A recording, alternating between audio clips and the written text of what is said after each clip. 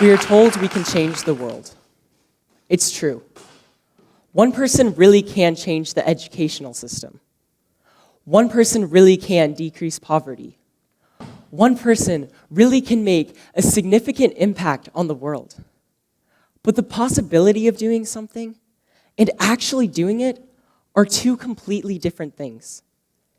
Kids are often told this to boost their spirits about the future. But are kids really equipped enough to make needed changes in their community?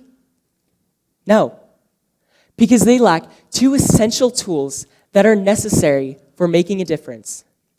They are not given support to discover their passion, and they do not know how to utilize this passion in order to make a difference. Most teenagers have no idea what interests them or how those interests could shape their future. One major stressor that practically all of my peers face is that we do not know what we want to do in life. The future seems scary, but it doesn't need to be.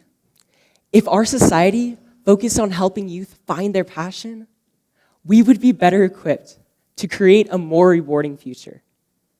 I've seen some amazing teenagers who have become entrepreneurs and started businesses that are changing their community. They were able to do this because they discovered and followed what excites them, while risking time and money. But it all paid off because they made a difference, which is one of the greatest feelings in the world. For instance, I saw a 16-year-old speaker and entrepreneur named Casey Paddock at a conference who started an online sales company very similar to Amazon, but focuses on top quality products. His business method involves bringing the product directly to the customer's house and demonstrating it. This revolutionary idea has brought him so much success, which have given him opportunities to speak at multiple conferences and to be featured in major magazines like the Huffington Post. He gives back to society by helping random people with their business ideas by calling them and offering them advice on how to improve their business. And he also supports youth to go after their passions through social media and speeches. He even called me to help me with one of the ideas I was working on, even though I was just some kid he met at a conference. His willingness to help others succeed like he did is how he is improving the world. His success came from finding his passion and working very hard. This potential rests in all of us. All it takes is to find one's passion and follow it through failures and setbacks. Imagine if even a quarter of teenagers became this motivated and successful. We would see significant change, and the quality of life would improve for all of us. But this is only a tiny fraction of all teenagers. The majority of us are struggling to find out what we want to do in life. To make significant changes, we first need to find out our why. Then, we need to figure out our how. We teenagers are the future leaders of the world. We should not be looked at as immature teenagers who will eventually grow up. We should be looked at as young adults who have the potential to change the world. If we are given tools to succeed and opportunities to grow, we will be able to make beneficial changes now and greater changes in the future. We are not given a cheat sheet of what we like to do when we're born. We have to discover our goals and hobbies on our own. And the best way we can do that is by trying many new things until we know what we like to do. I was exposed to many new things in my life: refereeing, soccer, baseball, running, leadership. All of these activities have given me new insights on what I like to do. Whether I have stopped or continued to do an activity, the experience was necessary for me to know what I like to do. If I hadn't had any of these opportunities, I'd be at home doing nothing with my life. Growing up, my parents did not make me eat everything they served, but they made me try everything. After tasting the food, I could choose to eat it or not. You're not going to enjoy every food you eat. And honestly, my mom isn't the best cook. But you can easily not eat the foods that you don't like. just as you can easily not do the activities that you do not enjoy. Trying new things is such a little risk for the possibility of a wonderful result. Even if you try an activity and don't like it, you learn that it isn't pleasurable, and that in itself is a valuable lesson. It is critical to know that so you can move on and continue searching for the ones that most interest you. For instance, I had an internship at UCSD in a research lab that studies healthy eating habits. I was originally planning on majoring in psychology and becoming a researcher. However, after that exposure, which involved a lot of boring data entry, I realized it wasn't for me. If I hadn't had that opportunity, I would have likely wasted time and money learning something that I did not want to do, which would have likely made me miserable in my career or make me change my major in order to learn another skill. We need to try many new things to know what we like to do. Finding your passion is often challenging. I always knew I wanted to make a difference, but I never knew how, and I did not have something I was passionate about to make that change.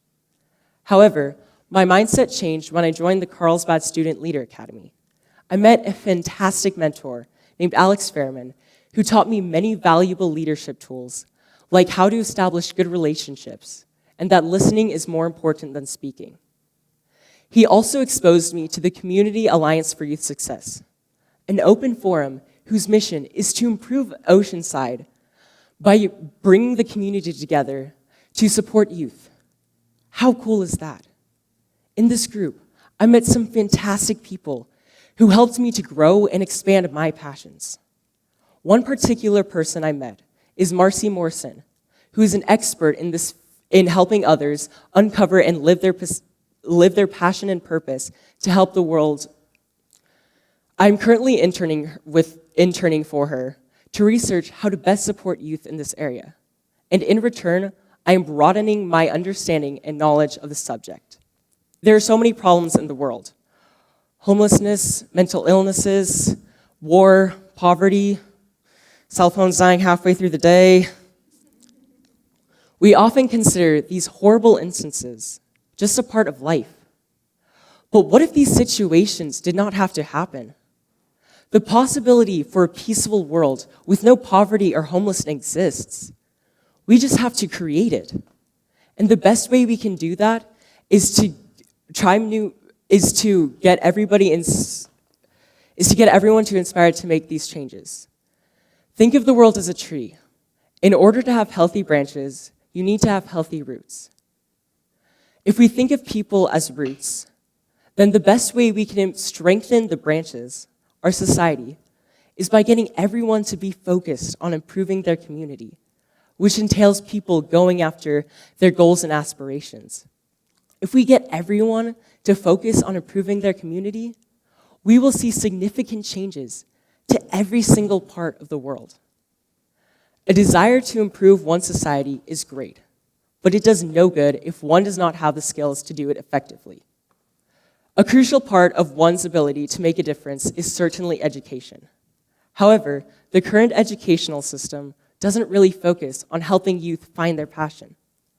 Too often, we are taught not to think, but to memorize. In such cases, we students only care about about receiving the grade, because that's the way incentives work. An A is good and an F is bad. So we do what it takes to get the A. We students are trained to believe that the only thing that matters is the grade, not the knowledge.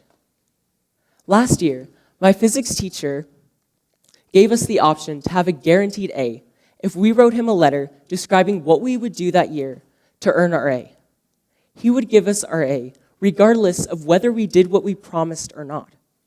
He bravely took a leap of faith that we would be intrinsically motivated to actually earn our A. But he had way too much faith in us. More than 3/4 of the class, including me, did not try at all in that class because we knew we already received our A. All of us were bright students who loved to learn, but we learned the system instead of the subject. Education should promote advancement in one's society and helping one's community. We need to show kids that they can make a difference. How do teenagers become motivated to go after their passions and persevere past challenges and roadblocks? They need to learn that success rarely happens on the first try. The light bulb wasn't successful on the first try, or the second, or the third. It took Thomas Edison 1,000 tries to get it to work. The first 999 times did not help the world at all, but the 1,000th try made all of his failed attempts worth it. Maybe in 100 years, we will look back and think of how much an improved educational system that promotes youth finding their passion has helped our society. But we do not know for certain, which is why we have to continue trying new ideas until our light bulb changes the world. I propose we organize teenagers into passion groups of 5 to 10 students. Every week, these students discuss for an hour their journey of finding and executing their passion. They make goals and are accountable for them by being required to share their successes and failures. This idea has the potential of changing the way students learn and come to discover their interests. Despite the likelihood of failure, we need to try many new ideas until we find the one that does work. In his response to the light bulb scenario, Edison said, "I have not failed. I've just found 1,000 ways that won't work." Every time we fail at something, we learn so much more than if we had succeeded. So it is critical to persist, to either succeed or to learn a valuable lesson. What is our light bulb? A society where kids are inspired to making changes in their community? A society where kids love learning and use their knowledge for good? A society that has no poverty or homelessness? I believe the answer is yes. And the best way we can make this happen is to invest in the youth. That way the success will be exponential from all of the inspired youth making a difference in their community. Changing the world. It's a 2-step process. First, one needs to discover their passions to become motivated. Then, they need to learn how to develop skills that can be used to make a difference and learn how to persevere past challenges and roadblocks. That's all it takes. 2 steps. 2 steps to create a world where kids are passionate, create brilliant ideas, and make needed changes in their community. It's up to us. Thank you.